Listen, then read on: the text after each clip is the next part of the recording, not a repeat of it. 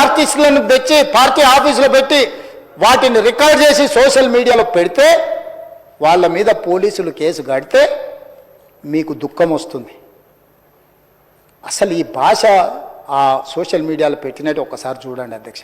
2014-15లో కొత్తగా ఎమ్మెల్యేలు ప్రమాణ స్వీకారం చేసినప్పుడు TV9లో ABNలో ఏదో వెటకారంగా ఒక చిన్న సన్నివేశాన్ని వేస్తే వాటిని సంవత్సరం పైన ఈ రాష్ట్రంలో బ్యాన్ చేసిండు అధ్యక్ష.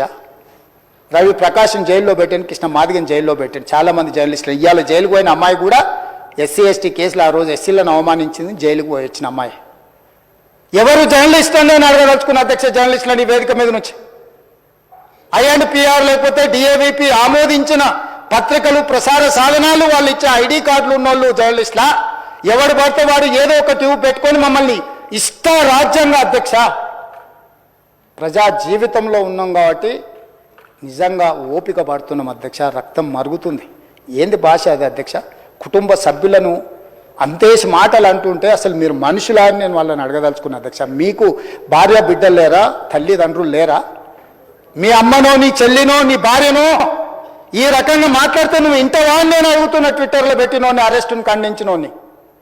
నా భార్య నా బిడ్డను తిడితే నాకు నొప్పి అవుతుంది, కానీ నీకు ఒక ఆడపిల్లను అవమానిస్తుంటే నీకు నొప్పి కాదా? ఏ సంస్కృతిలో ఉన్నారని నేను అడుగుతున్నా అధ్యక్ష. తోడుకలు తీస్తే అధ్యక్ష, ముఖ్యమంత్రిగా చెప్తున్న ఒక్కనొక్కని బట్టలు పదేసి రోడ్డు మీద తిప్పిస్తా అధ్యక్ష. రాజకీయాలు ప్రజా జీవితంలో ఉన్నది మేము. విమర్శించండి, విశ్లేషించండి, మా గురించి మాట్లాడండి. ఆడబిడ్డల గురించి, ఇంట్లో ఉన్న ఆడోళ్ళ గురించి మాట్లాడే సంస్కృతి ఎక్కడి నుంచి వచ్చింది అధ్యక్ష? తెలంగాణ సమాజం ఇదేనా?